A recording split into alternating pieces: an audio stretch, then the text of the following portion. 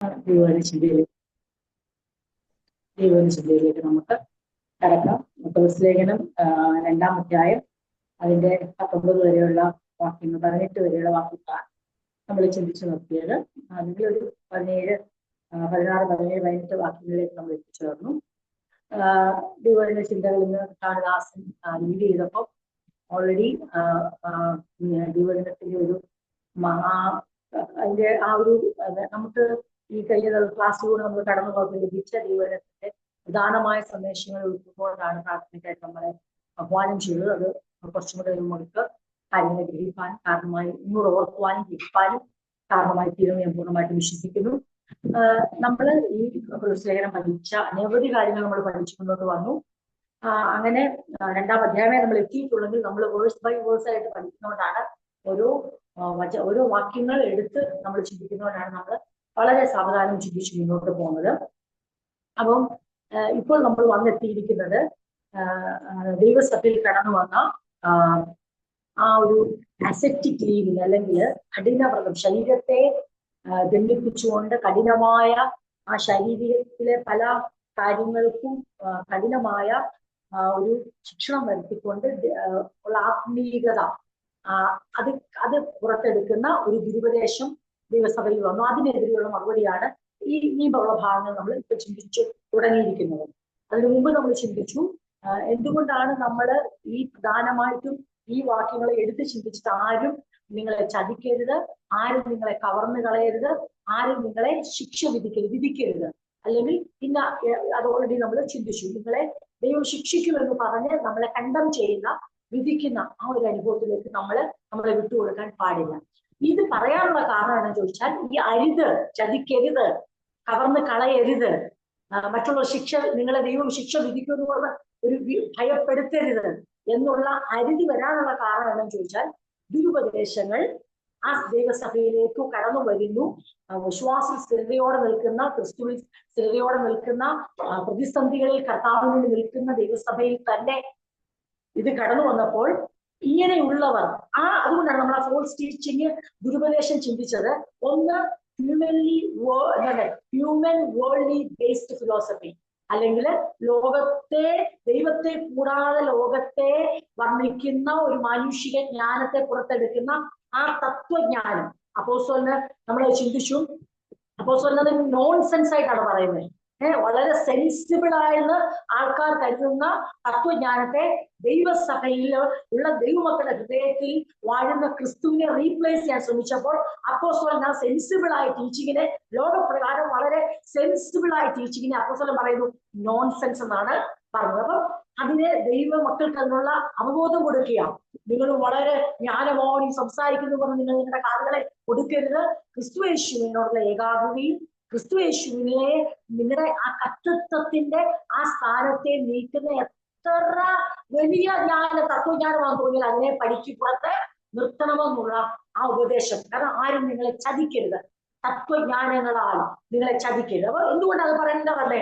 അങ്ങനെയുള്ള വളരെ ജ്ഞാനമെന്ന് തോന്നുന്ന ഫിലോസഫികൾ ഒരു വലിയ ഉപദേശം എന്ന രൂപേണ സഭയിലേക്ക് കടന്നപ്പോൾ അപ്പോസ്തലൻ പറഞ്ഞു, ഇത് ചതിയാ, ഇതിനകത്തൊരു ചതിയുണ്ട്. എങ്ങനെ?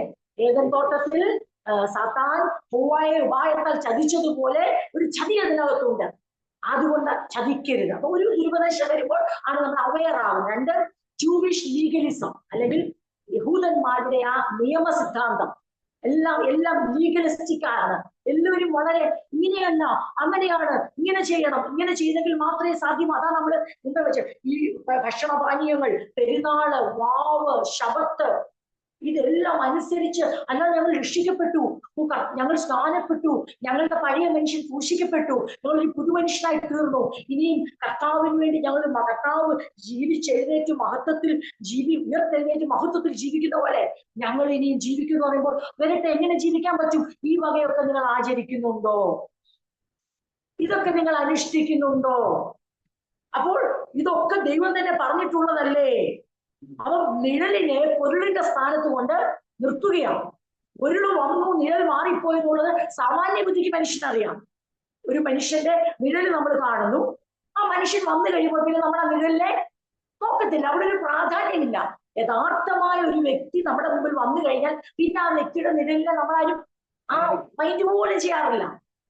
ഇത് ദൈവസഭയ്ക്കകത്ത് കൊണ്ട് യഥാർത്ഥമായ പൊരുൾ വെളിപ്പെട്ട് ക്രിസ്തു വെളിപ്പെട്ടിട്ട് ഇപ്പോഴും ലീഗലിസ്റ്റിക് ആയിട്ടുള്ള നിയമത്തെ മുറുകെ പിടിക്കുന്ന ആൾക്കാർ പറയുകയാണ് അല്ലല്ല ഇതും പൊരുളാണ്. അപ്പൊ പൊരുളെന്ത് നിഴലെന്ത്? പൊരുളിനെ പ്രാപിച്ചൊടുങ്ങി നിഴലിന്റെ പുറകെ പോകുവാൻ ഇല്ല. അപ്പൊ അതിനെ വ്യക്തമായി പഠിക്കും. അതെന്തുകൊണ്ടാണ് പറയേണ്ട വന്നേ? നിങ്ങളെ കവർന്നു കളയാനായിട്ട് ഓരോന്ന് കൊണ്ടുവരും. അതെന്തുകൊണ്ടാണ് പറയേണ്ട വന്നേ?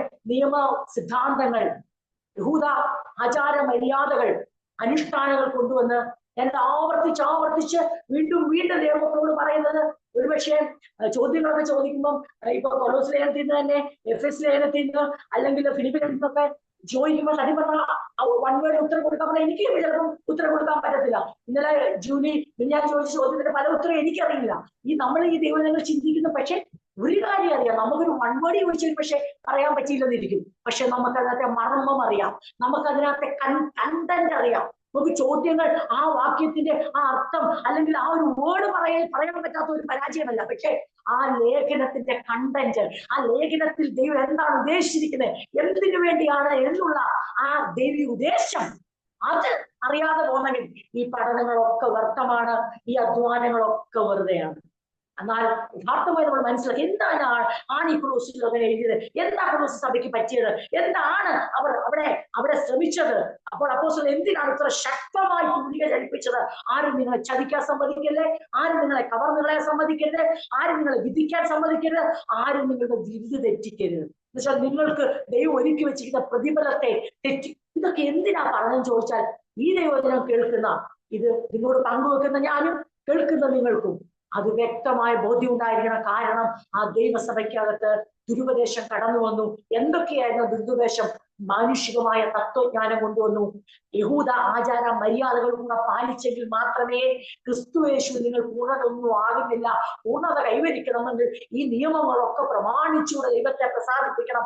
അതിനെതിരെ അപ്പോസ്തലൻ ചുറ്റുലി ജനിപ്പിച്ചു. അതാണ് നമ്മൾ ചിന്തിച്ചുകൊണ്ടിരിക്കുന്നത്. മൂന്നാമത്തെ കാര്യം മിസ്റ്റിസിസം, അതായത് നിഗൂഢതാവാദം, ആജ്ഞേയവാദം. മാർമികമായത് വെളിപ്പെട്ടു, മർമ്മങ്ങൾ പലതും നമുക്ക് വെളിപ്പെട്ടു എന്ന് പറഞ്ഞ് മാർമികമായ കാര്യങ്ങൾ ഒരു നിഗൂഢതയുടെ ഒരു വാദം കൊണ്ടുവന്നപ്പോൾ, ഒരു ആജ്ഞേയ വാദം കൊണ്ടുവന്നപ്പോൾ അപ്പോസ്തലൻ പറയുന്ന ഒരു കാര്യമാണ്, നിങ്ങൾ ഈ വലിയ മർമ്മമൊന്നും പറഞ്ഞു വന്ന് നിങ്ങളെ ആരും പറ്റിക്കാൻ നോക്കണ്ട. നിങ്ങൾ പറഞ്ഞാൽ അന്നത്തെ കാലത്താണ് എന്താ പറയണ്ടേ, ദൈവം ഇതൊക്കെ മറച്ചു വെച്ചത്. ദൈവം തന്നെ സ്നേഹിക്കുന്നവർക്ക് ഒരുക്കിയിട്ടുള്ളത് ഒരു കണ്ണ് കണ്ടിട്ടില്ല, ഒരു കാത് കേട്ടിട്ടില്ല, ഒരു ഹൃദയത്തിൽ തോന്നിയിട്ടില്ല. നിങ്ങൾക്ക് അത്രേ അറിയത്തുള്ളൂ. പക്ഷെ ഞങ്ങൾക്ക് ബാക്കിയും കൂടെ അറിയാം. എന്നാൽ ദൈവമോ നമുക്ക് തന്റെ ആത്മാവിനാൽ അത് വെളിപ്പെടുത്തിയിരിക്കുന്നു. പകുതി കൊണ്ട് ആൾക്കാർ നമ്മളെ വലിയ മർമ്മങ്ങളാണെന്നും പറഞ്ഞു വരുമ്പോൾ നമ്മൾ പറയണം, അയ്യോ ഇത് ഓൾറെഡി റിവീൽ ആയതാ, നിങ്ങൾ അറിഞ്ഞില്ലേ? ദൈവത്തിന്റെ മർമ്മം ആരാന്ന് നിങ്ങൾക്ക് അറിയാമോ? ദൈവത്തിന്റെ മർമ്മം ക്രിസ്തുവാണ്, മഹത്വത്തിന്റെ പ്രത്യാശയായ ക്രിസ്തു.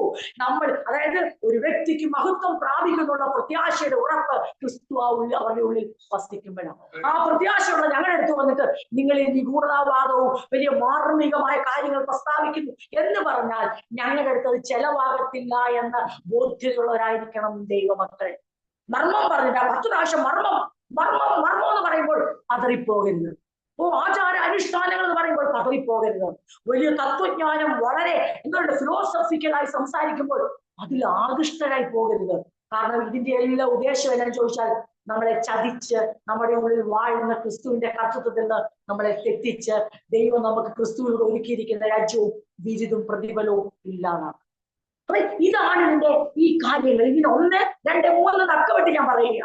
4-ാമത്തേതാണ് അസെറ്റിക് ലിവിങ്, അതായത് കഠിനവ്രതത്തോടു കൂടിയ, നമ്മൾ തന്നെ നമ്മുടെ ശരീരത്തെ കഠിനമായി വ്രതത്തിൽ ദണ്ഡിപ്പിച്ച് ശിക്ഷണത്തിലൂടെ ഒരു ആത്മീകത കൈവരിക്കുക. അസെറ്റിക് ലിവിങ് അതും ആ ദൈവസഭയ്ക്കകത്ത് കൊണ്ടുവന്ന് വെച്ചു. അതും പഠിപ്പിക്കാൻ തുടങ്ങിയപ്പോൾ അപ്പോസ്തലൻ അവിടെയും തൊട്ട് അതിനകത്തെ കള്ളത്തരം അസെറ്റിക് ലിവിങ് സഭയ്ക്കകത്ത് ഒരിക്കലും ചെലവാകാത്ത വിധത്തിൽ അതിനകത്ത് അടങ്ങിയിരിക്കുന്ന കാപട്യവും അതിനകത്ത് അടങ്ങിയിരിക്കുന്ന വ്യർത്ഥമായ നിരൂപണങ്ങളും അഹങ്കാരപരമായ ഭാവങ്ങളെയും അപ്പോസ്തലൻ ദൈവസഭയ്ക്ക് തുറന്നു കാട്ടി. അതാണ് 4-ാമത്തെ ദുരുപദേശം. ഇങ്ങനെ 4 തരത്തിലുള്ള human worldly based philosophy, Jewish legalism, mysticism, acetic living, തത്വജ്ഞാനം, നിയമസിദ്ധാന്തം, നിഗൂഢതാവാദം, കഠിനവ്രതത്തിലൂടെയുള്ള ആത്മീകത കൈവരിക്കുക, ശരീരത്തെ നിയന്ത്രിക്കുക. ഇങ്ങനെയുള്ള 4 ദുരുപദേശങ്ങളെയും ചെറുത്ത് എതിർത്ത് തൂലിക ചലിപ്പിക്കുന്ന ലേഖനമാണ് കൊലോസ്യൻ ലേഖനം.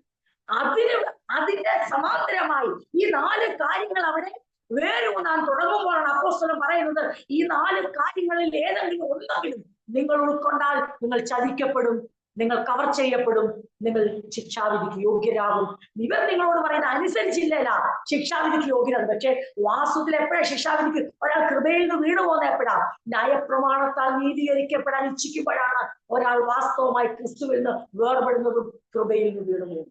അപ്പൊ ക്രിസ്തുവിനോട് പറ്റിച്ചേർന്ന് നിൽക്കുന്ന, കൃപയിൽ നിൽക്കുന്നവർ അടുത്ത് വന്നിട്ട് നിയമസിദ്ധാന്തം, നയപ്രമാണാചരണം കൊണ്ടിടുമ്പോൾ ദൈവകൃപയുള്ള മക്കൾ പറയണം, ദൈവകൃപയുള്ള സഭ പറയണം, ഞങ്ങൾ ക്രിസ്തുവിന്റെ കൃപയിലും ക്രിസ്തുവിലും നിൽക്കാൻ ആഗ്രഹിക്കുന്നു. എപ്പോൾ ഞങ്ങൾ ഈ ആചാര അനുഷ്ഠാനങ്ങളാൽ നീതീകരിക്കപ്പെടാനോ ദൈവത്തെ പ്രസാദിപ്പിക്കാനോ ശ്രമിച്ചാൽ ഞങ്ങൾക്ക് നഷ്ടമാകുന്നത് കയ്യിലിരിക്കുന്ന കാശോ ഞങ്ങളുടെ വീടോ സ്വത്തൊന്നുമല്ല, ഞങ്ങൾക്ക് നഷ്ടമാകുന്ന ക്രിസ്തുവിനെയും അവന്റെ കൃപയുമാണ്. അവൻ ക്രിസ്തു കൃപയില്ലെങ്കിൽ തീർന്നു നമ്മുടെ ജീവിതം, അതോടെ ഇരുളിലാവുക. ക്രിസ്തുയേശുവിന്റെ കൃപയെ നാം നിരസിച്ചാൽ, ക്രിസ്തുവിനോട് വേർപെടുകയും കൃപയിൽ നിന്ന് വീണു പോവുകയും ചെയ്താൽ ഓർത്തോളം അധമ പാതാളത്തിലേക്ക്. പിന്നെ രക്ഷിപ്പാൻ ആരുമില്ല, പിന്നെ കരയേറ്റാൻ ആരുമില്ല, പിന്നെ വെളിച്ചത്തിലേക്ക് കൊണ്ടുപോകാൻ ആരുമില്ല. ഈ പ്രമാണങ്ങളൊന്നും നമ്മളെ വെളിച്ചത്തിലേക്ക് കൊണ്ടുവരത്തില്ല. ഇതെടുക്കാൻ പറ്റാത്ത ചുമടാണ്, മുഖമാണ്, അത് ആർക്കും ചുമപ്പാൻ കഴിയില്ല. പത്രോസ് വിളിച്ചു പറയുമ്പോൾ പിതാക്കന്മാർക്ക് ചുമക്കാൻ കഴിയാത്ത ഈ മുഖം നിങ്ങൾ എന്തിന് അന്യരാജ്യക്കാരായ അല്ലെങ്കിൽ ജാതികൾ എന്ന് പറയുന്ന അന്യരാജ്യത്തിൽ വിശ്വാസം വന്നവരിലേക്ക് നിങ്ങൾ എന്തിന് കെട്ടിവെക്കും? ഈ ബോധം നമ്മുടെ സഭകൾക്ക് ഉണ്ടാകട്ടെ. അപ്പോൾ നമുക്ക് എന്താണ് അതിന്റെ നേട്ടം? നിങ്ങളിങ്ങനെ എന്താ നേട്ടം? നിങ്ങൾക്ക് സ്വത്ത് വിട്ടുപോകും, അയ്യോ ഞങ്ങളുടെ നേട്ടം എന്ന് ചോദിച്ചാൽ, ജീവപര്യന്തം ഞങ്ങൾ കൃപയിൽ നിൽക്കുവാൻ, ക്രിസ്തുയേശുവിനോട് പറ്റിച്ചേർന്ന് നിൽക്കുവാൻ കഴിയും.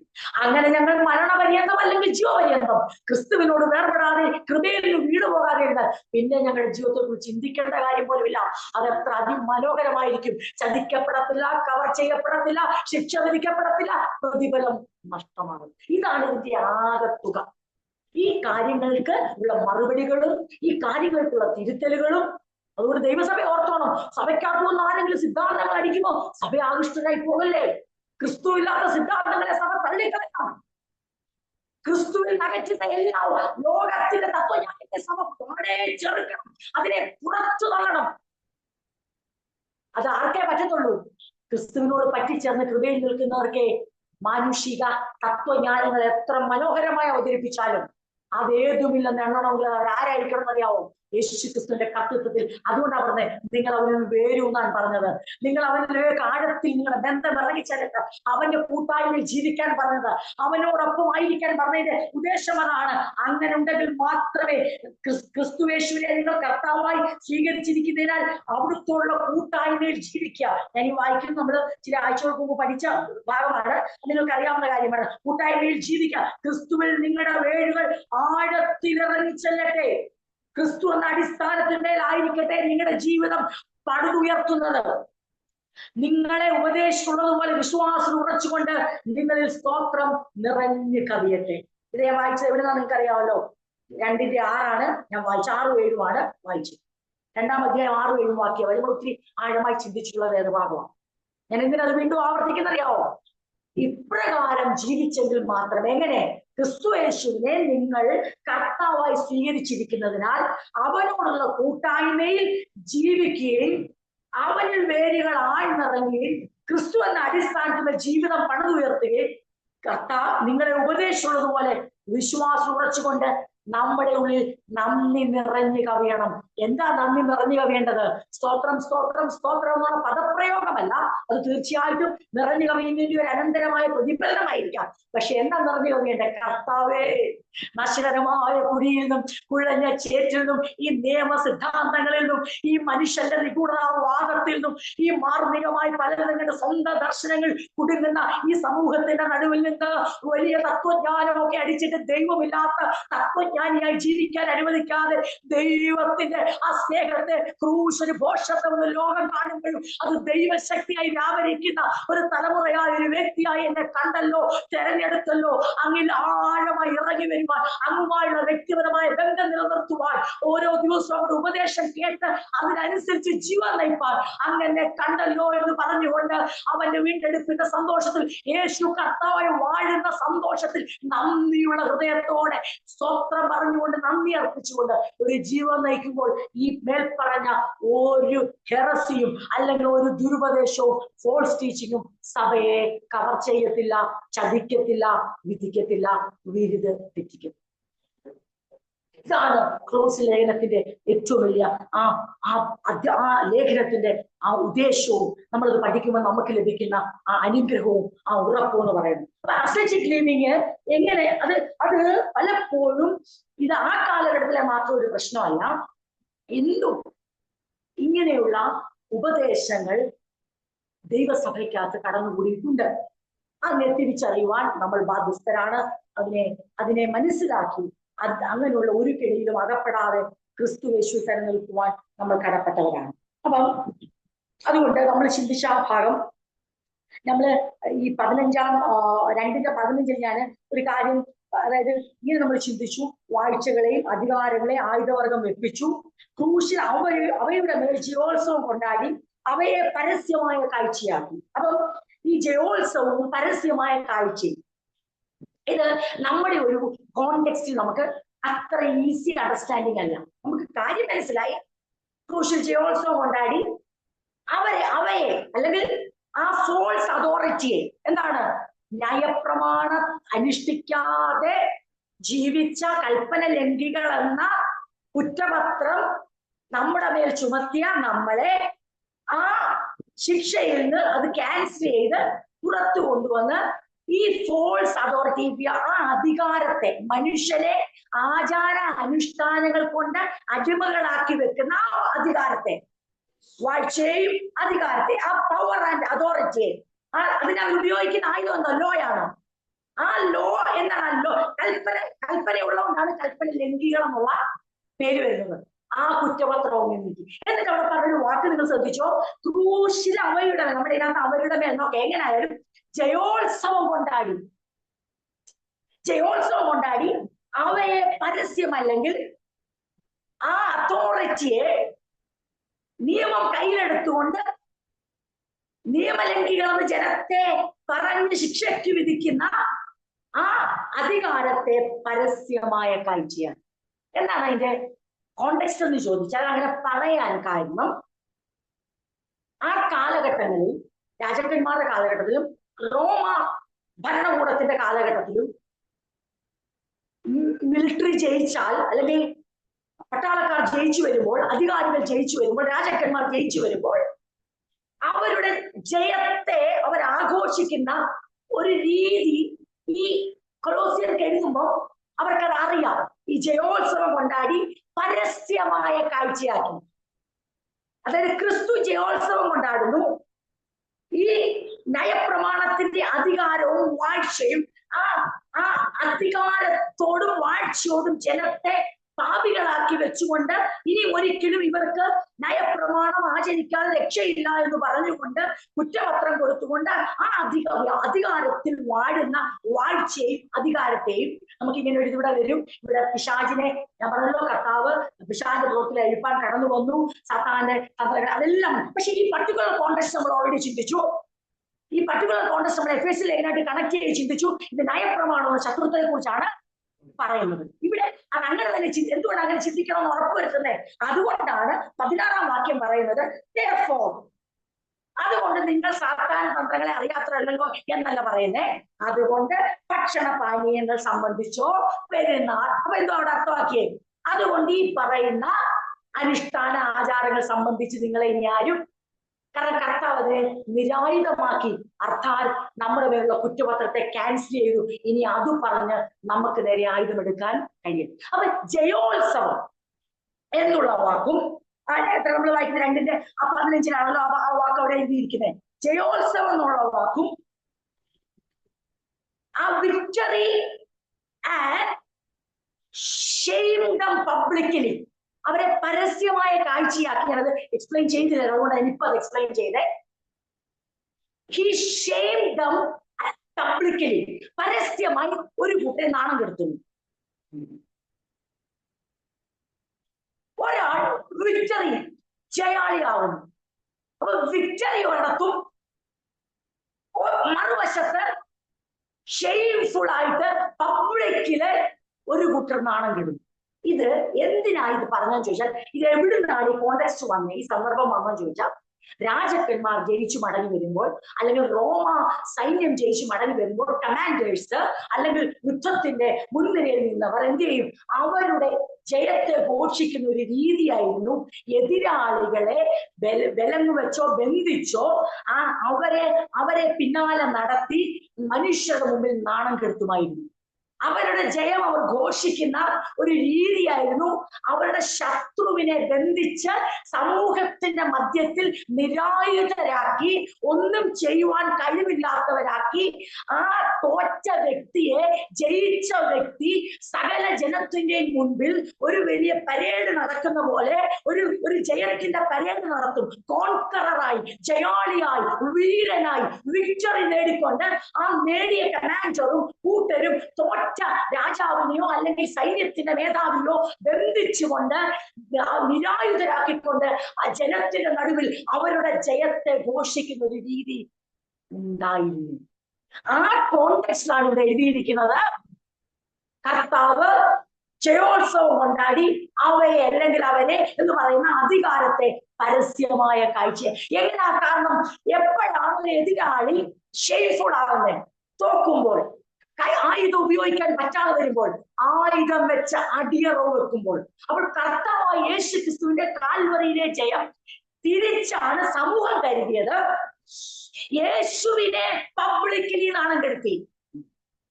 Jesus Christ was shamed publicly on the cross, and authorities and the powers, they thought they are victorious. അവർ വിചാരിച്ച് ഞങ്ങളാണ് ജയാളികൾ. ഈ നസറേനായ യേശുവിനെ തച്ചന്റെ മകൻ ഇവൻ ആയുധം വെച്ച് കീഴടങ്ങിയിരിക്കുന്നു. അങ്ങനെ അവൻ എന്തെങ്കിലും ഒരു ആയുധം എടുക്കാൻ ശക്തി ഉണ്ടായിരുന്നുവെങ്കിൽ അവൻ എന്ത് ചെയ്തേനെ? തന്നെത്താൻ ക്രൂശിൽ നിന്ന് ഇറങ്ങി വന്നു. ലോകത്തിന്റെ മുൻപിൽ അതുകൊണ്ടാണ് യഹൂദരും യവനരും ഒരുപോലെ ഇടർച്ചയായി മാറി. വിശ്വസിക്കുന്നവർക്ക് മാത്രം ക്രൂശ് ദൈവശക്തിയായി മാറി. അതിന്റെ കാരണം എന്ന് ചോദിച്ചാൽ,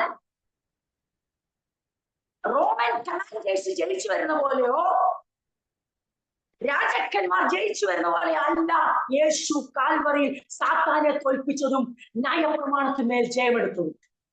അങ്ങനെ ആയിരുന്നെങ്കിൽ വിശ്വാസത്തിന്റെ ആവശ്യമില്ലായിരുന്നു ആ കാൽവറി ക്രൂശിന്റെ രക്ഷയെ പ്രാപിപ്പാൻ. കാഴ്ചയാൽ അവിടെ നടന്നത് Jesus was shamed publicly on the cross. യേശുവാണ് അവിടെ നാണം കെട്ടത് എന്ന് തോന്നുന്ന രീതിയിൽ. എന്നാൽ ജയാളികൾ ആരാണ്? തങ്ങൾ നനച്ചതുപോലെ കാര്യം സാധിച്ചു എന്ന് പറഞ്ഞുകൊണ്ട് ഓപ്പോസിറ്റ് ആയിട്ടാണ് അവിടെ സംഭവിക്കുന്നത്. തോറ്റവൻ ശരിക്കും ജയാളിയാന്ന് കരുതി, പക്ഷെ യഥാർത്ഥത്തിൽ അതെ ഈ താഴെ നിൽക്കുന്നവൻ ജയാളി എന്ന് കരുതി. പക്ഷെ തോറ്റു കിടക്കുന്നവനാണ് യഥാർത്ഥ ജയാളി എന്ന് മനസ്സിലാക്കാൻ കഴിഞ്ഞ പൗലോസ് പിൽക്കാലത്തിൽ എന്ത് മർമ്മം വെളിപ്പെടുത്തിയെന്നറിയാമോ? പൗലോസിന്റെ ഹൃദയത്തിൽ ആ ദൃഷ്ടി പ്രകാശിപ്പിച്ചുകൊണ്ട് കൊലോസ്യർക്ക് എഴുതുമ്പോൾ പറയുകയാണ്, നിങ്ങൾക്കറിയാമോ കാൽവറി ക്രൂശിൽ നടന്നതെന്ന് ചോദിച്ചാൽ, കാരണം അവർക്കറിയാം അതേ കമാൻഡ് റോമൻ എംപറർ അല്ലെങ്കിൽ ചക്രവർത്തി അയാളുടെ എംപയറിലുള്ള സാമ്രാജ്യത്തിന്റെ കീഴിലുള്ള ജയങ്ങൾ ആഘോഷിക്കുന്ന രീതിയാണിത്. അതിൽ ആ കാലത്തിലെ എല്ലാ ജനത്തിനും അറിയാമായിരുന്നു. അവരോട് പറയുകയാണ്, നിങ്ങളുടെ കൺമുമ്പിൽ നിങ്ങൾ കാണാറില്ലേ ജയിച്ചു വരുന്ന കമാൻഡേഴ്സ്, ജയിച്ചു വരുന്ന സേനാ നായകന്മാർ, അതെ അവരുടെ ശത്രുക്കളെ നിരായുധരാക്കി ഡിസ്സാം ചെയ്തുകൊണ്ട് ബന്ധിച്ചുകൊണ്ട് ജനം നോക്കി നിൽക്കി ഒരു പരേഡ് നടത്തുന്നത് നിങ്ങൾ കാണാറില്ലേ? തോറ്റ് തുന്നം പാടിയ കഴിവ് കെട്ട ഒരു മനുഷ്യനെയും കൂട്ടരെയും കാണുമ്പോൾ നിങ്ങൾ കാണാറില്ലേ? ജയം കൈവരിച്ച സേനാനായകൻ നിങ്ങളുടെ മനസ്സിലേക്ക് യേശു ക്രിസ്തുവിനെ ഓർക്കുമ്പോൾ എങ്ങനെ പോകണമെന്നറിയാമോ? അതെ അതെ, ശത്രുവിന്റെ സകല ആയുധങ്ങളിൽ കാൽവറി ആയുധവർഗം വെപ്പിക്കുക മാത്രമല്ല, നയപ്രമാണത്തിന്റെ സകല അധികാരത്തെ വാഴ്ചയും കാൽവറിയിൽ ആയുധവർഗം വെപ്പിച്ച ക്രിസ്തുവിനെ നോക്കുമ്പോൾ നിങ്ങൾ ആരെ ഓർക്കണം? ജയിച്ചു വരുന്ന ചക്രവർത്തിയുടെ മുഖം, ജയിച്ചു വരുന്ന സേനാനായകന്റെ മുഖം. അതെ, ഒരു തരത്തിലും ഇനി ഒരായുധം എടുത്ത് തന്റെ ജനത്തെ തോൽപ്പിക്കാൻ കഴിയാതെ വണ്ണം നിരായുധനാക്കി ബന്ധിച്ച് നാട്ടുകാരുടെ മുമ്പിൽ നാണം കെടുത്തിക്കൊണ്ട് ശത്രുവിനെ കൊണ്ടുവരുന്ന രാജാവിനെയും അതേ സേനാനായകന്മാരെ നിങ്ങൾക്കറിയാം. ആ കൂട്ടത്തിൽ നിങ്ങൾ എണ്ണം തോറ്റ് ബന്ധിക്കപ്പെട്ട യേശു പിന്നെയോ തോൽപ്പിച്ച് ശത്രുവിനെ ബന്ധിച്ചവനാ, തകർത്തവനാ, കാൽവറിയിൽ ജയം കൊണ്ടാടി വരുന്നത്. ഈ കോണ്ടെക്സ്റ്റിന് വേണ്ടിയാണ് അത് അവിടെ എഴുതിയത്. എന്താണ്? ജയോത്സവം കൊണ്ടാടി പരസ്യമായി കാഴ്ചയാക്കിയെന്ന് പറഞ്ഞാൽ ഷെയിം ദം പബ്ലിക്കലി, പരസ്യമായി ശത്രുവിനെ നിന്ദിക്കുന്ന, താഴ്ത്തിക്കെട്ടുന്ന, നിരായുധരാക്കുന്ന നാട്ടുകാരുടെ മുമ്പിൽ ജനക്കൂട നടുവിൽ തേണ്ടവന് വീരനായവൻ, ഇതുവരെ നമ്മളെ അടക്കുവാണവൻ, എന്നെ തോൽപ്പിക്കാൻ ആർക്കും പറ്റത്തില്ലെന്ന് പറഞ്ഞവൻ തേണ്ട തോറ്റ് ബന്ധിതനായി കടന്നു വരുന്ന കാഴ്ച ഇരുവശത്ത് നിൽക്കുന്ന ജനം കാണുകയും ജയിച്ചവൻ ആർപ്പിടുകയും ചെയ്യുന്ന ജയോത്സവത്തിന്റെ കാഴ്ച, ആ ജയിച്ചു വരുന്ന രാജാവ് അല്ലെങ്കിൽ സേനാനായകൻ നടത്തുന്ന പരേഡ് ആ ജനത്തിന് അറിയാവുന്നതുകൊണ്ട് അപ്പോസ്തലനായ പൗലോസ് ഈ കോണ്ടെക്സ്റ്റിൽ നിന്നുകൊണ്ടാണ് പറയുന്നത്, ഈ വാക്യം പറയുന്നത്. എന്താണ്? അവൻ അതേ ആയുധവർഗം വെപ്പിച്ചു, ക്രൂശിൽ അവരുടെ മേൽ ജയോത്സവം കൊണ്ടാടി അവയെ പരസ്യമായ കാഴ്ച. അർത്ഥാൽ ജനം നോക്കി നിൽക്കെ നിരായുധനായ ശത്രു ബന്ധിതനായി വരുന്ന പോലെ മനുഷ്യരുടെ മുമ്പിൽ നാണം കെട്ടത് ക്രിസ്തുവല്ല. പൗലോസ് അങ്ങനെ വിചാരിച്ചത്. നാണം കെട്ടത് ക്രിസ്തുവാണെന്ന്, സോറി, നാണം കെട്ടത് യേശുവാണ്, ക്രിസ്തുവാണെന്ന് ഒരിക്കലും പൗലോസ് വിശ്വസിക്കുന്നില്ല. പൗലോസ് ക്രിസ്തുവിന് വേണ്ടി കാത്തിരിക്കുകയാണ്. അതെ, പൗലോസ് വിചാരിച്ചത് യേശുവാണ് നാണം കെട്ടത്. പക്ഷെ ഇപ്പം പൗലോസ് പറയാ, എനിക്ക് സ്വർഗീയ വെളിപ്പാട് കിട്ടിയപ്പോൾ, സ്വർഗീയ ദർശനം കിട്ടിയപ്പോൾ എനിക്കൊരു കാര്യം മനസ്സിലായി. എന്റെ ആ സ്വന്തം അഹങ്കാരങ്ങളൊക്കെ മാറിപ്പോയിട്ട് സ്വർഗീയ ദർശനത്താൽ നിറഞ്ഞപ്പോൾ എനിക്കൊരു കാര്യം മനസ്സിലായി. അയ്യോ, യേശു അല്ല പരാജയപ്പെട്ടത്, യേശു ജയോത്സവം കൊണ്ടാടുമായിരുന്നു. തന്റെ ജീവനെ മറുവിലയായി കൊടുത്തുകൊണ്ട്, പാപത്തിന്റെ ശിക്ഷ ഏറ്റുകൊണ്ട്, പാപപരിഹാരം വരുത്തിക്കൊണ്ട് ശത്രുവിനെയും അവന്റെ സകല അതെ മരണത്തിന്റെ വാഴ്ചയും തീർന്നില്ല, നയപ്രമാണത്തിന്റെ അധികാരത്തെയും വാഴ്ചയും പരസ്യമായി നാണിപ്പിച്ചു, നിന്ദിപ്പിച്ചു, പരസ്യമായ കാഴ്ചയാണ്. ഇതാണ് ആ കോണ്ടെക്സ്റ്റ്. ഇതുകൊണ്ടാണ് ഈ രണ്ട് വാക്കവിടെ ഉപയോഗിച്ചത്. നമുക്കത് അത്ര ഫെമിലിയർ അല്ല, അതുകൊണ്ടാണ് ഞാനത് എക്സ്പ്ലെയിൻ ചെയ്യുന്നത്. അതുകൊണ്ട് പറയുകയാണ്, അതുകൊണ്ട് ഭക്ഷണപാനീയങ്ങൾ ഇത്ര വലിയ, അതായത് നമ്മുടെ മനസ്സോട് ചിന്തിച്ച് എന്റെ പ്രിയപ്പെട്ടവരെ, രാജാവ് ജയിച്ചു വരുമ്പോൾ, നമ്മുടെ ഭാരതം അതെ യുദ്ധം ചെയ്ത് ജയിക്കുമ്പോൾ, നമ്മുടെ ഇന്ത്യ ജയിച്ചു എന്ന് നമ്മൾ അറിയുമ്പോൾ, പിന്നെ ആരും നമ്മളെ പേടിപ്പിച്ച് നമ്മൾ പേടിക്കൂ? ഈ കഴിഞ്ഞിടെ നമ്മുടെ രാജ്യം യുദ്ധം ചെയ്ത് ജയിച്ചു, നമ്മുടെ രാജ്യം പകരം വീട്ടി പ്രതികാരം ചെയ്തു, അല്ലെങ്കിൽ ജയിച്ചു വന്നിട്ട് നമ്മളെ ആർക്കെങ്കിലും ഒന്ന് പേടിപ്പിക്കാൻ കഴിഞ്ഞിട്ടുണ്ടോ? കഴിയത്തില്ല. കാരണം സ്വന്തം രാജ്യവും രാജാവും അല്ലെ ഭരണാധികാരിയും ജയിച്ചെന്നറിയുന്ന പ്രജകൾക്ക് ഒരിക്കലും ആർക്കും അവരെ ഭയപ്പെടുത്താൻ കഴിയത്തില്ല. ഇതുപോലെയാണ് ക്രിസ്തു കാൽവറിയിൽ ജയം കൊണ്ടാടിയെന്നും ശത്രുവിനെ ആയുധവർഗം വെപ്പിച്ചെന്നും നയപ്രമാണത്തിന്റെ കുറ്റപത്രത്തെ ഇല്ലാതാക്കിയെന്നും അറിയുന്ന ഓരോ ദൈവത്തിനും പറയും, ഇനി ഞങ്ങളെ ഇങ്ങോട്ട് വിധിക്കാൻ വരരുത്. ഇനിയും ഭക്ഷണപാനീയങ്ങൾ സംബന്ധിച്ചോ, വാവ് സംബന്ധിച്ചോ, ശബത്ത് സംബന്ധിച്ചോ, ആഹാരക്രമം സംബന്ധിച്ചോ, ജീവിതശൈലി സംബന്ധിച്ചോ ഞങ്ങളുടെ അടുത്ത് ഇനി ന്യായപ്രമാണമായി വരരുത്. കാരണം അതിനെയൊക്കെ ഞങ്ങളുടെ കർത്താവ് കാൽവറിയിൽ ജയോത്സവം കൊണ്ടാടി പരസ്യമായ കാഴ്ചയാക്കി. അപ്പൊ ഇത് ആർക്കേ മനസ്സിലാവുള്ളൂ? സ്വന്തം രാജാവ് ജയിച്ചെന്നും സ്വന്തം രാജ്യത്തിന്റെ സൈന്യം ജയിച്ചു ഒന്നും അറിയാത്ത ഒരാള് ഏതാണ്ട് പാകിസ്ഥാൻ ജയിച്ചത്, അയ്യോ ആക്രമിച്ചോ, അയ്യോ നമ്മളെല്ലാം കൊല്ലും. ഇവിടെ രാജ്യം ജയിച്ച് ഇവിടെ തിരിച്ചു വന്ന് മിലിറ്ററി സെറ്റിൽ ആയതുപോലെ അറിയാത്ത പാകിസ്ഥാൻ നോക്കിട്ട് പറഞ്ഞാൽ പേടിച്ചു പോകാറ്. അവന്റെ രാജ്യത്തെ കുറിച്ച് അറിയത്തില്ലെങ്കിൽ, അവന്റെ രാജ്യത്തിന്റെ സന്നാഹത്തെ കുറിച്ച്, മിലിറ്ററി പവറിനെ കുറിച്ച്, ജയത്തെ കുറിച്ച്, അവർ നേടിയ ആ വിക്ടറിയെ കുറിച്ച് അറിയാത്ത ഒരു പൗരനെ ആർക്കും ഭയപ്പെടും. ഇതുപോലെയാണ് ക്രിസ്തീയ ജീവിതം. ക്രിസ്തു കാൽവറിയിൽ നടത്തിയ ജയത്തെ കുറിച്ച്, ജയോത്സവത്തെ കുറിച്ച്, കോൺകറർ, വിക്ടറി, ഇതിനെ കുറിച്ച് അറിയത്തില്ലെങ്കിൽ തിരിച്ചു ചിന്തിക്കും, നമ്മളത് നാണം കെട്ടുപോകും. നാണം കെട്ടവൻ ജയിച്ചെന്ന് അങ്ങനെ നമ്മൾ ഒരിക്കലും സമ്മതിക്കത്തില്ലല്ലോ. അതുകൊണ്ടാ പറയുന്നത്, ഈ ജയത്തെ കുറിച്ച് ഉള്ളിൽ സ്വർഗീയ ദർശനം പ്രാപിച്ച ഓരോരുത്തരും പറയും, ഞങ്ങളെ നിങ്ങൾ നിയമങ്ങൾ കൊണ്ടുവന്ന് വിധിക്കാൻ ഞങ്ങൾ സമ്മതിക്കത്തില്ല, ആചാരാനുഷ്ഠാനങ്ങൾ കൊണ്ട്. അപ്പം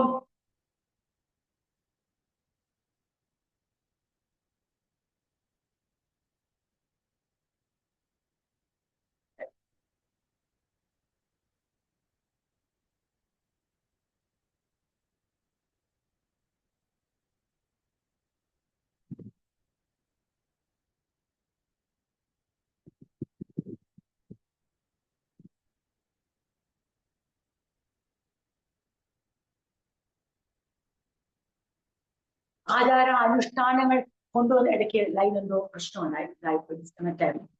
കൊണ്ടുവന്ന് വിധിക്കാൻ ഞങ്ങൾ സമ്മതിക്കത്തില്ല എന്ന് ധൈര്യമായി പറയും. കാരണം അതിനൊരു കാരണമാണ് ഇവിടെ പറയുന്നത്, ആരും നിങ്ങളെ വിധിക്കരുത്, ഇവ വരുവാനിരുന്നവരുടെ മേലത്തെ ദേഹമെന്നതോ ക്രിസ്തുവിനുള്ളത്. അത് പറയാനുള്ള കാരണം ആണ് നമ്മളിവിടെ ചിന്തിച്ചത്. അതുകൊണ്ട് ഭക്ഷണപാനീയങ്ങൾ സംബന്ധിച്ചോ പെരുന്നാൾ, അമാവാസി, ശബത്ത് എന്നിവയുടെ ആചരണം സംബന്ധിച്ചോ ആരും നിങ്ങളെ വിധിക്കാൻ ഇടയാകും. അതുകൊണ്ട് ആ വാക്ക് നിങ്ങൾ ശ്രദ്ധിച്ചോണം പ്രിയപ്പെട്ടവരെ. അതുകൊണ്ട് കാൽവരി ക്രൂശിൽ ക്രിസ്തു ജയോത്സവം കൊണ്ടാടിക്കൊണ്ടും നിരായുധരെ വായിച്ചുകളെ അധികാരം നിരായുധരാക്കിക്കൊണ്ടും ഇനി നിങ്ങളെ ആരും വിധിക്കാൻ ഇവ പിന്നെ എന്താണ് ഇവ? വരുവാനിരുന്നവയുടെ പ്രതിരൂപം മാത്രമാണ്, നിഴൽ മാത്രമാണ്. എന്നാൽ യാഥാർത്ഥ്യം ക്രിസ്തുവാണ്. നമ്മൾ കഴിഞ്ഞ ചിന്തിച്ചു നിർത്തിയേ, സ്വന്തം ദർശനങ്ങളിൽ ആശ്രയിച്ച് ജഡത്തിൽ ദുരഭിമാനം പൂണ്ട് ഇനി വരുമ്പോഴാണ് അസറ്റിക് ലിവിങ്ങിലേക്ക് വരികയാണ്. ശിരസ്സായനിൽ മുറുകെ പിടിക്കാതെ കപട വിനയത്തിലും ദൂതന്മാരെ ആരാധിക്കുന്നതിലും രസിക്കുന്ന ഒരാളും നിങ്ങളെ പ്രതിഫലം നേടുന്നതിന് അയോഗ്യരാക്കരുത്. ചതിക്കപ്പെടാതിരിക്കാൻ, കവർ ചെയ്യപ്പെടാതിരിക്കാൻ, വിധിക്കപ്പെടാതിരിക്കാൻ, പ്രതിഫലം നഷ്ടപ്പെടാതിരിക്കാൻ സഭയെ സജ്ജരാക്കുന്നു. സഭയെ ഇക്വിപ്പൈ ചെയ്യുന്ന ഭാഗങ്ങളാണ് നമ്മൾ വായിക്കുന്നത്. അപ്പം നമുക്ക് ആ ഭാഗങ്ങൾ നമ്മൾ ചിന്തിക്കുമ്പോൾ നമുക്കറിയാം, ഒന്ന് വായിച്ച് ഓടിച്ചൊന്ന് ചിന്തിച്ചതാണ്. ഇനി എന്തുകൊണ്ട് നിഴലുകൾ വേണ്ട, എന്തുകൊണ്ട് ഇനി പെരുന്നാളുകൾ ആചരിക്കേണ്ട, എന്തുകൊണ്ട് ശബത്ത് ആചരിക്കേണ്ട, എന്തുകൊണ്ട് ഭക്ഷണ പാനീയങ്ങളുടെ ക്രമങ്ങൾ, അത് യഹൂദർ കൊടുത്ത ഭക്ഷണക്രമങ്ങൾ നമ്മൾ ആചരിക്കേണ്ട? കാരണം അതൊരു നിഴൽ മാത്രമായിരുന്നു. പൊരുൾ വന്നു കഴിഞ്ഞപ്പോൾ നിഴൽ മാറിപ്പോയി. യാഥാർത്ഥ്യം വന്നു കഴിഞ്ഞപ്പോൾ അതുവരെയുള്ള ആ നിയമങ്ങൾക്ക് മാറ്റം വന്നു എന്നുള്ള ബോധ്യം നമുക്കുണ്ട്. അതുകൊണ്ട് ഇവ യാഥാർത്ഥ്യം ക്രിസ്തുവാണോ എന്ന് പറഞ്ഞിട്ട് 18-ാം വാക്യം തൊട്ട് പറയുകയാണ്, താഴ്മയിലും ദൂതന്മാരെ ആരാധിക്കുന്നതിലും രസിച്ച് സ്വന്തം ദർശനങ്ങൾ പ്രവേശിക്കുകയും തന്റെ ജഡമനസ്സിനെ വെറുതെ ചീർക്കുകയും തലയെ മുറുകെ പിടിക്കാതിരിക്കുകയും ചെയ്യുന്നവൻ ആരും നിങ്ങളെ ബിരുദ തെറ്റിക്കരുത്. അപ്പം ഇവിടെ ദൂതന്മാരെ ആരാധിക്കുന്നതിനെ കുറിച്ച് പറയുന്നു. അതുപോലെ തന്നെ ഇവിടെ പറയുന്നു, താഴ്മയിലും ദൂതന്മാരെ ആരാധിച്ച് രസിക്കുക.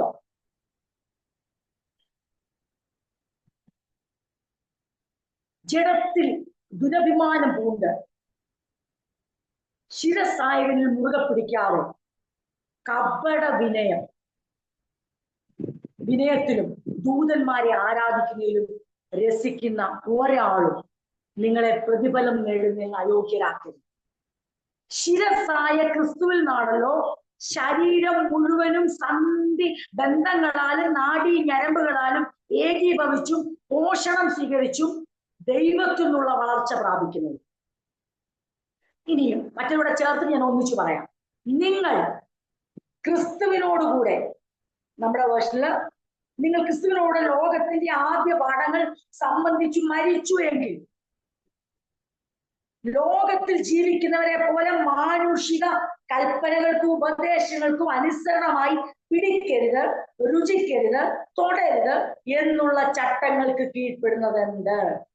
ഇതെല്ലാം ഉപയോഗത്താൽ നശിച്ചു പോകുന്നതത്രേ. അതൊക്കെയും സ്വേച്ഛാരാധനയിലും താഴ്മയിലും ശരീരത്തിന്റെ ഉപേക്ഷയിലും രസിക്കുന്നവർക്ക് ജ്ഞാനത്തിന്റെ പേര് മാത്രമുള്ളത്, ജഡാഭിലാഷം അടക്കുവാനോ പ്രയോജനം ഉള്ളത്. അസറ്റിക് ലിവിങ് എന്നുള്ള വിഷയം കഠിനവ്രതത്തോടുകൂടിയ ശാരീരികമായ ആ ഇച്ഛകളെയൊക്കെ അടക്കാൻ നമ്മൾ ഇങ്ങനെ ചെയ്താൽ അങ്ങനെ ചെയ്താൽ ഒക്കെ കഴിയുമെന്നുള്ള ആ ഒരു ആത്മീകത, ഒരു എന്ന് വെച്ചാൽ ഈ സ്വേച്ഛാരാധന എന്ന് പറഞ്ഞാൽ ഇവിടെ ഒരു വാക്ക് വായിച്ചല്ലോ, സ്വേച്ഛാരാധന, സ്വനിർമ്മിതമായ ആചാരങ്ങൾ. ആ സ്വേച്ഛാരാധന അതാണ് അവിടെ നമ്മൾ വായിച്ചൊരു ഭാഗമാണ്. അതങ്ങനെ അത് ആ ഒരു മെന്റാലിറ്റിയിലേക്ക് ആൾക്കാർ വരികയാണ്. എന്താണ് ഒരു സെൽഫ് ഡിനയൽ, ഞാന് എന്നെ തന്നെ ഉപേക്ഷിക്കുക. നമുക്കറിയാലോ, തന്നെത്താൻ നമ്മൾ താഴ്ത്തണം, ഗോതമ്പടി പോലെ നിലത്ത് വീണ് ചാകണം. കർത്താവ് പറഞ്ഞു, എന്നെ സകലവും വിട്ട്, അല്ലെങ്കിൽ നിങ്ങൾ ഏറ്റവും അധികം എല്ലാവരെയും അധികം എന്നെ സ്നേഹിച്ചെങ്കിൽ മാത്രം നിങ്ങൾക്ക് എന്നെ അനുഗമിപ്പാൻ. ഇതൊക്കെ യേശു പഠിപ്പിച്ചതാണ്. പക്ഷെ ആ ഉപദേശമല്ല ഇവിടെ. ഇവിടെ എന്താണെന്ന് ചോദിച്ചാൽ ഉപയോഗത്താൽ നശിച്ചു പോകുന്ന കാര്യങ്ങൾക്ക് അമിത പ്രാധാന്യം കൊടുത്തിട്ട് ഫിസിക്കൽ തിങ്സ് കൊണ്ട്, ശാരീരികമായ കാര്യങ്ങൾ കൊണ്ടുവന്നിട്ട് അതിനകത്തെ ജീവിത ക്രമങ്ങളും കഠിനമായ വ്രതങ്ങളും ഒക്കെ കൊണ്ടുവന്നിട്ട് ആത്മീക പ്രയോജനം ഉളവാക്കാൻ ആത്മീകതയുടെ ഒരു വേഷം, ഒരു ഭക്തിയുടെ ഒരു വേഷം, മറ്റുള്ളവരെക്കാൾ ഞാൻ ശ്രേഷ്ഠനാണ്, എന്റെ ജീവിതം ശ്രദ്ധിച്ച് ഞാൻ ഇന്നതിനൊക്കെ ഭക്ഷിക്കത്തില്ല, ഇന്നതിനൊന്നും തൊടത്തില്ല, ഇന്നതിനൊന്നും രുചിക്കത്തില്ല, ഇന്നതൊന്നും ധരിക്കത്തില്ല, എന്റെ വസ്ത്രം ശ്രദ്ധിച്ച്, എന്റെ ഭക്ഷണരീതി ശ്രദ്ധിച്ച്, എന്റെ വാസരീതി ശ്രദ്ധിച്ച് എന്ന് പറയുന്ന ഒരു പ്രത്യേക ജീവിത ശൈലി അവലംബിച്ച് ആത്മീകരെന്ന് മറ്റുള്ളവരുടെ മുമ്പിൽ ദുരഭിമ, ഒരു ഫോൾസ് പ്രസ്റ്റീജ് കൊണ്ടുവന്ന് ഭക്തിയായി അവതരിപ്പിച്ച ജനത്തെ ക്രിസ്തുവിൽ നിന്ന്, അതായത് ക്രിസ്തു യേശുവിന്റെ കർത്തൃത്വത്തിൽ മാത്രമേ ഒരാൾക്ക് ജഡാഭിലാഷം അടക്കാൻ പറ്റൂ. ആത്മാവിനെ അനുസരിച്ച് നടക്കുന്നവർക്ക് മാത്രമേ ജഡാഭിലാഷത്തെ നിയന്ത്രിക്കാൻ പറ്റൂ എന്ന് ദൈവവചനം പറയുമ്പോൾ ആ ഉപദേശത്തെ എന്ത് ചെയ്യാണ്? ഈ അസെറ്റിക് ലീവിങ് കൊണ്ടുവന്നിട്ട്, കഠിനവ്രതത്തിന്റെ ഉപദേശം കൊണ്ടുവന്നിട്ട് അതിനെ റീപ്ലേസ് ചെയ്തു. ഇതെങ്ങനെയാണ് ദൈവസഭയെ കാർന്നു വരുന്നത്? ഇതൊരു വലിയ വിഷയമാണ്. ഇന്നും ഒരു വലിയ വിഷയമാണ്. നമ്മളതൊക്കെ ഒറ്റയടിക്ക് വായിക്കുമ്പോൾ നമ്മൾ ഓർക്കും അതൊന്നും ഇല്ലല്ലോ, അങ്ങനെയൊന്നും ഇല്ലല്ലോ എന്നൊക്കെ നമ്മൾ ചിന്തിക്കും. പക്ഷെ ഞാൻ എന്റെ വ്യക്തിപരമായ ജീവിതം എടുത്തു നോക്കിയാൽ വേർപെട്ട നാൾ തൊട്ട് ദൈവസഭയ്ക്കകത്ത് ഇങ്ങനെയുള്ള പല കാര്യങ്ങളും പഠിപ്പിച്ചും നമ്മൾ പഠിപ്പിക്കുന്നതല്ല, പലരും പഠിപ്പിച്ചും പലരും അതിങ്ങനെ കൊണ്ടുവന്ന് മറ്റുള്ളവരെക്കാൾ ശ്രേഷ്ഠരെന്ന് കാണിക്കുന്ന പല കാര്യങ്ങളും കണ്ടുവന്നിട്ടുള്ളതെന്ന് എനിക്ക് നന്നായിട്ട് അറിയാം.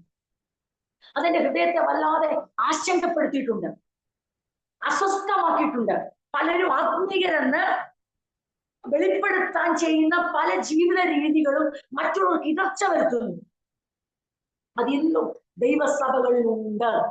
അത് പാടില്ല. കാരണം അത് ക്രിസ്തുവേശുവിനെ റീപ്ലേസ് ചെയ്യും. കാരണം അതാണ് നമ്മൾ ചിന്തിക്കുന്നത്. അപ്പൊ ഇങ്ങനെ നമ്മൾ ചിന്തിച്ചിട്ട് ഇതിനെ കുറിച്ച് നമ്മളൊന്ന് ചിന്തിക്കുമ്പോൾ മറ്റുള്ളവര് ഇതെന്താ ഇങ്ങനെ, അതിന്റെ റിസൾട്ട് എന്നാ ചോദിച്ചാൽ, കർത്താവായ യേശു ക്രിസ്തുവിനും പരിശുദ്ധാത്മാവിനോടുള്ള അനുസരണത്തിലും ഒരാൾ വിനയം ഉണ്ടാവും, താഴ്മ ഉണ്ടാവും. നമുക്കൊക്കെ അറിയാം നമ്മുടെ ജീവിതത്തിൽ വരുന്ന മാറ്റങ്ങൾ. ശ്രദ്ധിച്ചിട്ടുണ്ടോ? ആ താഴ്മയും വിനയവും നമ്മളെ ഇന്ന് വരെ ചേർപ്പിച്ചിട്ടുണ്ടോ? നമ്മൾ ചില കാര്യങ്ങളൊക്കെ ഭയങ്കര അഹങ്കാരികളായിരുന്നു. ഞാനുള്ള ഭാവം അന്നുകൊണ്ട് ഇന്നുകൊണ്ട് മാറി വരുന്നേ ഉള്ളൂ. എല്ലാം മാറുന്നൊന്നും അവകാശപ്പെടാൻ നമ്മൾ ആരും ആയിട്ടില്ല. ഓരോ തക്ക സമയം വരുമ്പോഴാണ് നമ്മുടെ ഞാനീ പുറത്തോട്ട് വരുന്നത്. എന്നാൽ ഒരു പരിധി വരെ നമുക്ക് ആശ്വസിക്കാൻ മതിയല്ലേ ചോദിച്ചാൽ കീഴോട്ടല്ല. എങ്ങനെ? വളർച്ചയിൽ നമ്മൾ മുകളിലോട്ടാണ് ഒരു അഭിമാനം ക്രിസ്തുവേശിയിലുണ്ട്, സ്വയമായിട്ടില്ല. അല്ലെങ്കിൽ നമുക്കൊക്കെ അറിയാം നമ്മുടെ ആ വാശിയും ഞാൻ എന്ന ഭാവവും ഞാൻ പറയുന്ന പോലെ നടക്കണമെന്നുള്ളതും നമ്മുടെ എന്താ പറയുക ആ ഒരു സ്വയ നിർമ്മിത സിദ്ധാന്തങ്ങൾ.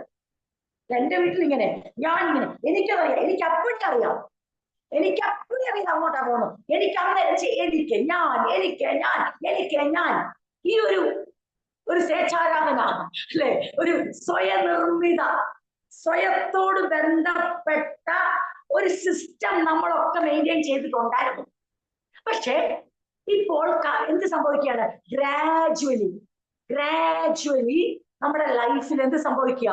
കർത്താവായ യേശു ക്രിസ്തുവിനോടുള്ള വാസത്തിലും കർത്താവായ യേശു ക്രിസ്തുവിന്റെ കർത്തൃത്വത്തിലും പരിശുദ്ധാത്മാവിന്റെ ദിനം തോറുമുള്ള നടത്തിപ്പിനോട് അനുസരണവും വിധേയത്വവും കാണിക്കുമ്പോൾ നമ്മൾ തന്നെ നമ്മുടെ ജീവിതത്തിൽ മാറ്റം ശ്രദ്ധിക്കുന്നുണ്ട്.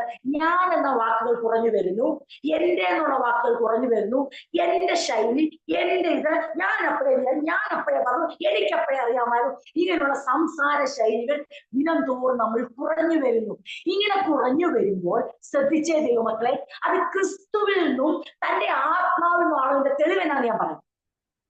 യഥാർത്ഥമായും നമ്മളിൽ വിനയമുളവാകുന്നുണ്ടെങ്കിൽ അത് കർത്താവായ യേശു ക്രിസ്തുവിലും തന്റെ ആത്മാവിനോടുള്ള വിധേയത്വമാണ്.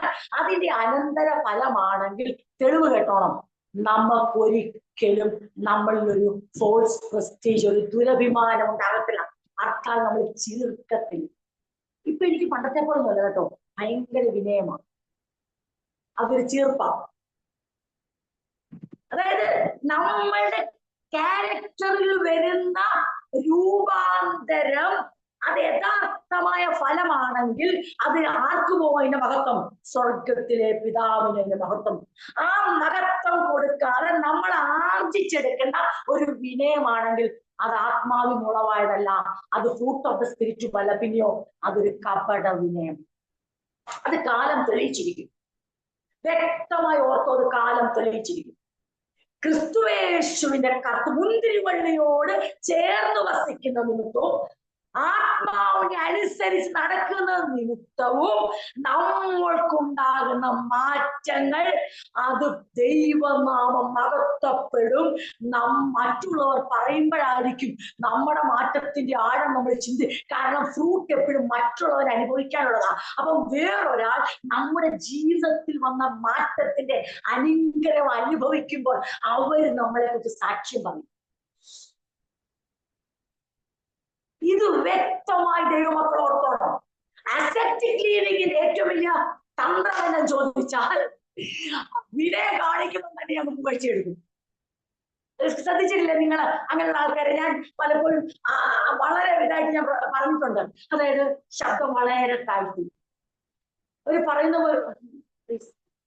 ഭയങ്കര അവരുടെ ബോഡി ലാംഗ്വേജിലും വാക്കുകൾക്കൊക്കെ എന്താ ഒരു താഴ്മ. അവര് ശബ്ദം അവർക്കറിയാം, വോളിയം കീപ്പ് ചെയ്യാൻ അറിയാം. അപ്പൊ നമ്മൾ വിചാരിച്ചു പോയത് വിനയത്തിന്റെ നിറവിടമാണ്.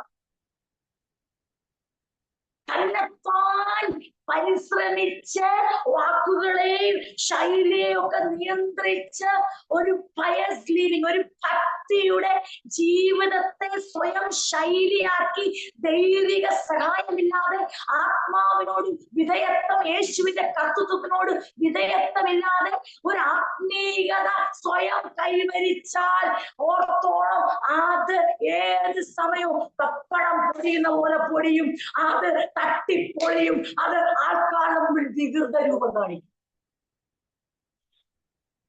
അതായത് ഒരാൾ പൊട്ടിത്തെറിച്ചുണ്ടാകുന്ന ആഘാതത്തെക്കാൾ വലുതായിരിക്കും ഒരാൾ കപട വിനയം അഭിനയിച്ചുണ്ടാകുന്ന ആഘാതം. അപ്പോൾ അപ്പോസ്തലൻ നന്നായിട്ട് അറിയാം. അതുകൊണ്ടാണ് അപ്പോസ്തലൻ ഈ അധ്യായത്തിന്റെ അവസാന വാക്യത്തിൽ പറഞ്ഞു നിർത്തിയത്, but they provide no help in conquering a person's evil desires. ഈ പറയുന്ന ഒരു കാര്യം കൊണ്ടും ജഡാഭിലാഷം അടക്കുവാൻ കഴിയത്തില്ല. അസെപ്റ്റിക് ലിവിങ് കൊണ്ട്, അതായത് ഭക്തിപൂർവമായ ഒരു ജീവിതം നയിക്കാൻ സ്വയമായി വരുത്തുന്ന മാറ്റം കൊണ്ട്, വസ്ത്രധാരണം മാറ്റിയതുകൊണ്ടോ, മുടിയുടെ ശൈലി മാറ്റിയതുകൊണ്ടോ, ഭക്ഷണ രീതി മാറ്റിയതുകൊണ്ടോ, പെരുമാറ്റ രീതി മാറ്റിയതുകൊണ്ടോ, ശരീരത്തെ കഠിനമായി ദണ്ഡിപ്പിച്ചതുകൊണ്ടോ, തുടരുത്, രുചിക്കരുത്, പിടിക്കരുത് എന്നുള്ള ആജ്ഞകൾ ഇട്ടുകൊണ്ടോ ഞങ്ങളോ തുടച്ചുപോലുമില്ല. ഞാൻ വിശ്വാസി വന്ന പിന്നെ ഇറച്ചി കഴിക്കത്തേയില്ല. ഞാൻ വിശ്വാസി വന്ന പിന്നെ ഒരൊറ്റ വെള്ളിയാഴ്ച മുടക്കത്തില്ല. അവർക്ക് വെള്ളിയാഴ്ച പ്രാധാന്യം. ഞാൻ വിശ്വാസി വന്ന പിന്നെ എല്ലാ തിങ്കളാഴ്ചയും എന്ന് വെച്ചാൽ അപ്പം ഓർത്തോണം, ഇതെല്ലാം ക്രിസ്തുവേശുവിനോടുള്ള ജീവിത രൂപാന്തരമല്ല. അത് തുടരുത്, അത് നമുക്ക് തുടരുത്, രുചിക്കരുത്, പിടിക്കരുത്. സ്വയം നിർമ്മിതമായ, സ്വയമായി തങ്ങളുടെ ശരീരത്തെ അത് എന്നിട്ട് എന്തിനു വേണ്ടിയാ? ഏറ്റവും വലിയ അപകടം നിങ്ങൾ ശ്രദ്ധിച്ചോണം, ഏറ്റവും അപകടം ശ്രദ്ധിച്ചോണം. ഡിനൈങ് ദ ബോഡി, ശരീരത്തെ ഉപേക്ഷിക്കണം, ത്യജിക്കണം. എന്തിനാണെന്നറിയോ? ശരീരത്തിലെ പല ദൈവീകമല്ലാത്ത സ്വഭാവത്തെ ഉപേക്ഷിക്കണം, അതിനൊരു സംശയമില്ല. കഴിഞ്ഞ ആഴ്ച നിങ്ങൾ നമ്മളോട് ഓർപ്പിച്ച. പക്ഷെ ഇവിടുത്തെ പ്രശ്നം കേൾക്കണം. എന്തിനാണെന്നറിയാവോ ഈ ശരീരത്തിന്റെ പല കാര്യങ്ങൾ ഉപേക്ഷിക്കുന്നത്? To prove that you are spiritually superior to anyone. മറ്റുള്ളവരെക്കാൾ എന്റെ ആത്മീയത മെച്ചമാണ്, മുകളിലാണെന്ന് കാണിക്കാൻ വേണ്ടിയുള്ള ഒരു ജീവിതശൈലി. അതായത് സെൽഫ് മെയ്ഡ് റിലീജിയൻ, സ്വനിർമ്മിത മതം, സ്വേച്ഛാരാധന. ഒന്നുകൂടെ പറയാം, എന്താണ് അസെറ്റിക് ലിവിങ്ങിന്റെ അപകടം? കഠിനവ്രതം, തുടരുത്, രുചിക്കരുത്, പിടിക്കരുത്, ഈ ദിവസമാണ് പ്രത്യേകത, ആ ദിവസമാണ് പ്രത്യേകത, ഈ വസ്ത്രമേ ധരിക്കാവൂ, വെള്ളയെ ധരിക്കാവൂ, കറുപ്പേ ധരിക്കാവൂ, അല്ലെങ്കിൽ ഇതേ ഇടാവൂ, അതേ ചെയ്യാവൂ, നമുക്കിതാ ഇങ്ങനെ പറയുന്ന അസെറ്റിക് ലിവിങ് ഒരു ദുരുപദേശമാണ്. അത് ദൈവസഭ അറിഞ്ഞിരിക്കണം. അതൊരു ഹെറസിയാ, അതൊരു ഫോൾസ് ടീച്ചിങ്ങാ. കാരണം ഇവർ ഇങ്ങനെയുള്ളവർ അവരെ ശ്രദ്ധിച്ചോണം. അതിനൊരു ഉദാഹരണം ഒരു കർത്താസം പറഞ്ഞത് ഞാൻ പറയാം. അദ്ദേഹം വിശ്വാസത്തിലേക്ക് വരുന്നതിന് മുമ്പ് മറ്റൊരു സമുദായത്തിലായിരുന്നു. അപ്പൊ സന്യാസ ജീവിതത്തിന്റെ ഒരു ആഗ്രഹത്തിൽ അദ്ദേഹം അവിടെ പോയി, വളരെ യൗവനത്തിൽ തന്നെ. അദ്ദേഹം പറയായിരുന്നു, അവിടെ എന്തുണ്ടെന്നറിയാവോ? ഈ അസെറ്റിക് ലിവിങ് ഉണ്ട്, കഠിനവ്രതത്തോടു കൂടിയ ജീവിതം. വളരെ ഇത് രുചിക്കരുത്, ഇത് തുടരുത്, ഇത് കഴിക്കരുത്, ഇത് ധരിക്കരുത്, ഇത് ധരിക്കാം, ഇത് എല്ലാം ഉണ്ട്. അപ്പം കാഴ്ചയാൽ നോക്കുമ്പോൾ അതിവിടെ പറഞ്ഞിട്ടുണ്ട് അല്ലേ, അവിടെ എഴുതിയിട്ടുണ്ട്, രസിക്കുന്നവർക്ക് ജ്ഞാനത്തിന്റെ പേര് മാത്രമുള്ളത്. 23-ാമത്തെ വാക്യം, 23-ാമത്തെ വാക്യം ഞാനൊന്ന് വായിക്കാം. These rules may seem wise. കാണുമ്പോൾ വളരെ ജ്ഞാനത്തോടെ, എന്താ, ഞാൻ ഒത്തിരി പേരെ കണ്ടിട്ടുണ്ട് അങ്ങനെ പലരും പറഞ്ഞത്, ഒരു വെള്ളയെ ധരിക്കും, ഒരു വെള്ളയെ ധരിക്കും. അപ്പൊ എങ്ങോട്ട് പോയി ആ വെള്ള? വെള്ള നിങ്ങൾ ധരിച്ചോ? നിങ്ങൾക്ക് വെള്ള ധരിക്കണ കോൺഗ്രസ്സുകാർ ഫുൾ ടൈം വെള്ളയല്ലേ ധരിക്കുന്നത്? നിങ്ങൾ അതുകൊണ്ട് അവർക്ക് എന്ത് സ്ഥാനമാകും? രാഷ്ട്രീയക്കാരും ഒരു ഡ്രസ്സ് മാറി അവരിടത്തില്ല. അതെ, പ്രത്യേകിച്ച് കോൺഗ്രസ് പാർട്ടിക്കാരല്ലേ, അവരുടെ ഭാര്യമാരുടെ അവസ്ഥയൊന്നും ചിന്തിച്ചേർത്തു, അലക്കിയും നിലമുക്കിയും വെളുപ്പിച്ചോളാം. അവർ എനിക്കറിയാം, അത് എന്റെ ഫാമിലിയിൽ ഒരാളുണ്ട്, ക്രൈസ്തവരുള്ളത് എനിക്കറിയാം. അപ്പൊ വെള്ളയെ ഏറ്റവും വലിയ രസം എന്നറിയോ? ഈ വെള്ളയെ ധരിക്കുന്ന പെന്തക്കോസ്തുകാർ ഏറ്റവും വലിയ അബദ്ധം കേൾക്കണോ? ഈ വെള്ളയെ ധരിക്കുന്ന ആണെന്നല്ല, മുകളിലോട്ട് താഴെ കറപ്പാ. ഈ വെള്ളയെ ധരിക്കുന്ന വെള്ള ശക്തിയുള്ളൂ, താഴോട്ട് കറപ്പാ, നീലയാ വെള്ളയെ. നമ്മുടെ ഇടയിൽ ഒത്തിരി അസെറ്റിക് ലിവിങ്ങിന്റെ ടീച്ചിങ് ഉണ്ട്. ആ ഭാഷ പറഞ്ഞാലേ നിങ്ങൾക്ക് മനസ്സിലാകത്തുള്ളൂ, അങ്ങനെ പച്ചയ്ക്ക് പറഞ്ഞാലേ മനസ്സിലാകത്തുള്ളൂ. അതേ ധരിക്കൂ, വെള്ള അല്ലെങ്കിൽ അപ്പൊ എന്തുവാ?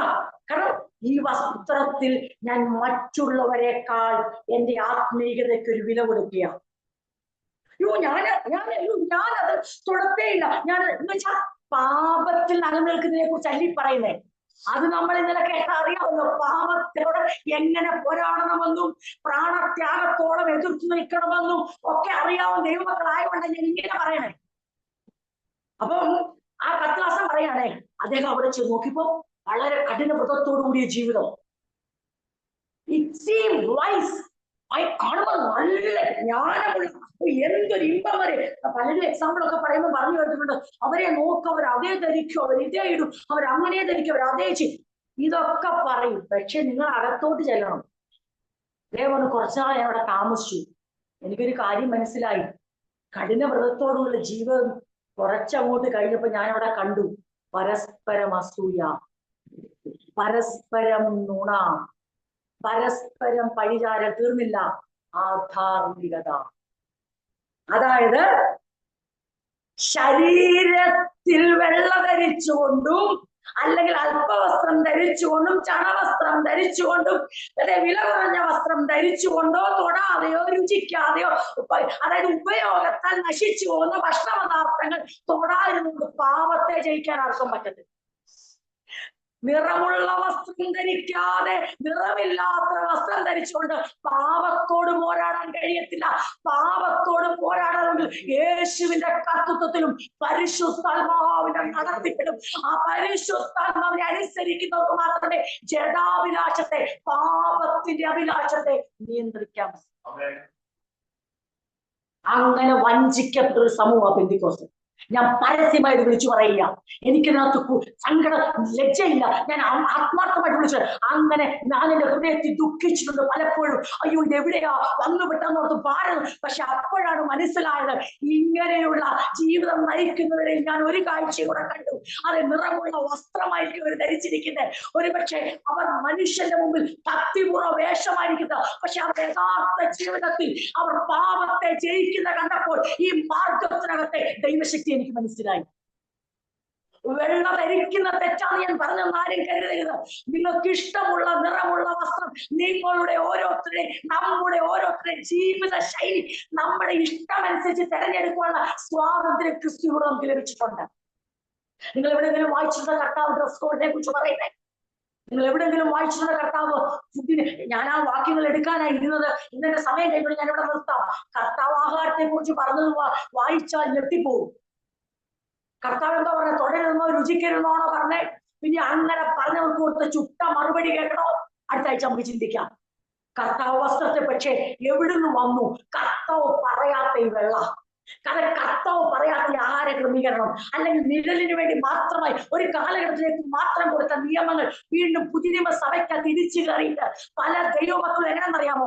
കൂടെ ഇരിക്കുന്നതിനേക്കാൾ എന്റെ ആത്മീയത, എന്റെ വസ്ത്രം കൊണ്ട്, എന്റെ ജീവിത ശൈലി കൊണ്ട്, ഞാൻ കഴിക്കുന്ന ഭക്ഷണം കൊണ്ട്, എന്റെ കപട വിനയം കാണിച്ചിട്ട് ആത്മീയരാണെന്ന് തെറ്റിദ്ധരിപ്പിച്ച് ജീവിക്കുന്നതിന്റെ യഥാർത്ഥ ജീവിതത്തിൽ ആ ദൈവദാസൻ പോയി ആ സന്യാസ മഠത്തിൽ താമസിച്ചപ്പോൾ താനോട് ഒരു കാര്യം കണ്ടു. അവിടെ പാപത്തെ ജയിക്കുന്നതല്ല കണ്ടത്, പാപത്തിന് കീഴ്പ്പെടുന്ന അസറ്റിക് ലിവിംഗ്.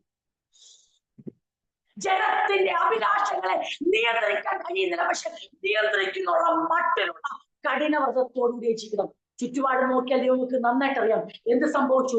നമ്മുടെ ഇടങ്ങളിൽ എന്ത് സംഭവിച്ചു? സഭയ്ക്കകത്ത് വസ്ത്രത്തെ കുറിച്ചും ആഭരണം ഉരുന്നതിനെ കുറിച്ചും സഭയ്ക്കകത്ത് ഭാഗ്യമായ കാര്യങ്ങളെ കുറിച്ചും അങ്ങോട്ട് പറഞ്ഞു ജനത്തിന്റെ ഉള്ളിൽ എന്ത് ചെയ്തറിയോ? ക്രിസ്തുവിനെ കവർ ചെയ്തു. ചതിച്ചു കളഞ്ഞ ഇന്നത്തെ ദൈവജനത്തെ നമ്മുടെ സഭയ്ക്കകത്ത് സംഭവിക്കാത്തതിനായി നാം ദൈവത്തെ സ്തുതിക്കണം. നമ്മുടെ ദൈവസഭയ്ക്കകത്ത് നമ്മൾ വസ്ത്രം വെച്ചല്ല ആരുടെ ആത്മീയത അടക്കുന്നത്. പകുതി വെള്ളയിട്ടുകൊണ്ട് ആരും ആത്മീയത അടക്കില്ല, മുഴുവൻ വെള്ളയിട്ടുകൊണ്ട് ആത്മീയനാണെന്ന് ചോദിച്ചാൽ ആത്മാവിനെ അനുസരിച്ച് നടക്കുന്നത്. അവൻ കറുപ്പിട്ടാലും വെള്ളയിട്ടാലും ചുവപ്പിട്ടാലും മാന്യമായിരിക്കണം. മറ്റുള്ളവർക്ക് ഇടർച്ചയാകരുത്, മറ്റുള്ളവരെ ആകർഷിക്കുന്നതാകരുത്, മാന്യമായിരിക്കണം, നഗ്നത മറയ്ക്കാനായിരിക്കണം. അല്ലെങ്കിൽ ജീവിതത്തിന്റെ ഏതൊരു ശൈലികളും ദൈവത്തിന് പ്രസാദമുള്ളതാകട്ടെ. ഓരോരുത്തരും നിശ്ചയിക്കാനുള്ള സ്വാതന്ത്ര്യം ക്രിസ്തു കാൽവരി ക്രൂശിൽ ജയോത്സവമായി തന്നിട്ടുണ്ട്. പക്ഷേ അത് മറ്റൊരാളുടെ മേൽ അടിച്ചേൽപ്പിച്ചിട്ട് ഞാൻ സുപ്പീരിയർ ആണ്, അവരുടെ വീട്ടിൽ ചെന്നപ്പോ അവരുടെ പിള്ള അവര് അത് കഴിപ്പിച്ചു, ഇത് കഴിക്കാം, ഇതൊക്കെ നമ്മൾ ഇങ്ങനെയുള്ള ഇതിന് പറയുന്ന പേരാണ് അസെറ്റിക് ലിവിംഗ്. അത് ദുരുപദേശമാണ്.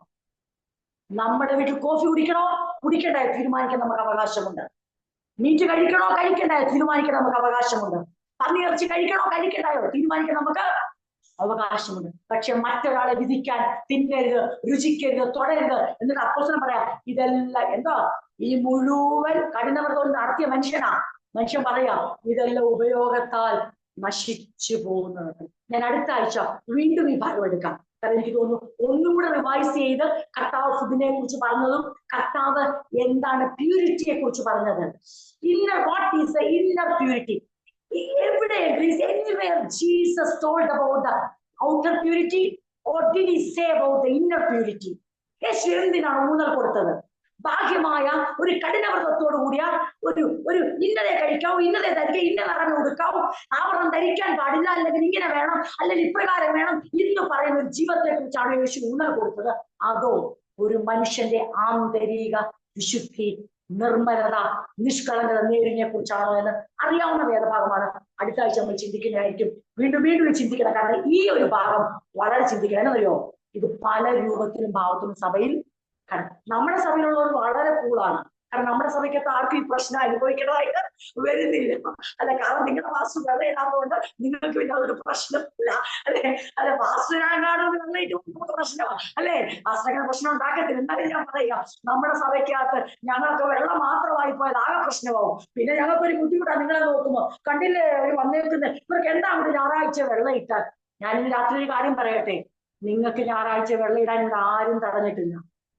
ശുഭ്ര വസ്ത്രധാരികളായി വരേണ്ടവരൊക്കെ വരാം, നിറമുള്ള വസ്ത്രധാരി. പക്ഷേ നിങ്ങൾ വെള്ളയുടുത്തവർ നിറമുള്ളവരെ നോക്കിയിട്ട് നിങ്ങളുടെ ഔട്ട്സൈഡ് വൈറ്റ് നിങ്ങളുടെ പ്യൂരിറ്റിയുടെ അടയാളമായി കാണുമെന്ന് നിങ്ങൾ വിചാരിക്കേണ്ട. എടത്വാ ടൗൺ ചർച്ചിൽ ആരും അങ്ങനെ കാണത്തില്ല. എടത്വാ ടൗൺ ചർച്ചിൽ കാണുന്ന ഒറ്റ ഭാഗമേ ഉള്ളൂ. അത് കപട വിനയം കൊണ്ട് നടക്കത്തില്ല, കപട താഴ്മ കൊണ്ട് നടക്കത്തില്ല. ഇന്നത് കഴിക്കുക, ഞങ്ങളുടെ വീട്ടിൽ ഇന്നത് കഴിക്കരുത്, ഞങ്ങൾ ഇറച്ചി കഴിക്കാറില്ല, ഞങ്ങൾ പച്ചക്കറിയാ, ഞങ്ങൾ ഇന്നത്, ഇതൊന്നും നമുക്കറിയാം.